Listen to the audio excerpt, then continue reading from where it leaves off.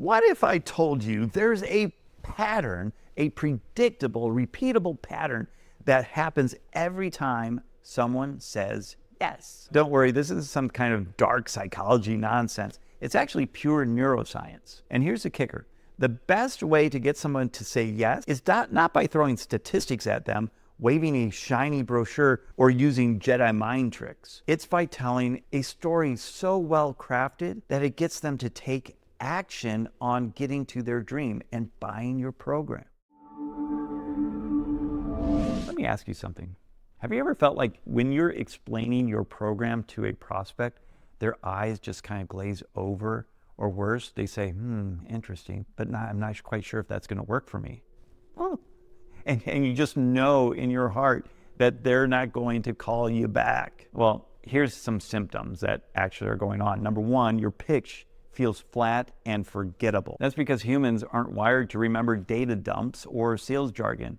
They're wired to remember stories. Symptom number two, you struggle to build emotional connections. If your client doesn't feel emotionally invested in your message, they're not going to care enough to say yes. Symptom number three, you rely too much on logic and not enough on emotion. Here's a fact, people decide with emotion and justify it with logic.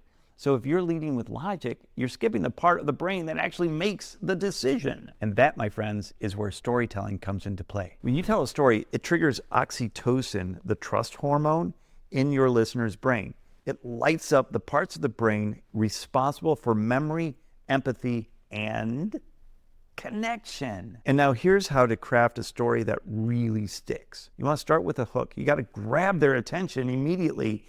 You want to think about something that's relatable, but also unexpected. Number two, create a hero. Basically, you want to make that prospect the hero in the story and show how their struggle can be overcome with the right guide. Number three, share the transformation.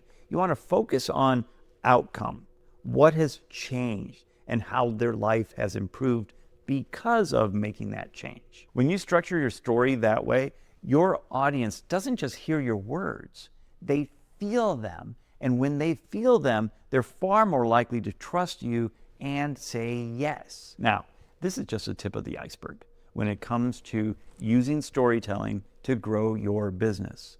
If you want to dive deeper into the neuroscience of storytelling and learn how to craft stories that actually sell and gets your clients leaning in and not nodding off, but rather saying yes instead of, oh, let me think about it, then I've got something very special for you. Click the link below to access my free guide on how to craft your own personal story, because that's the best way to connect, inspire, and close more sales.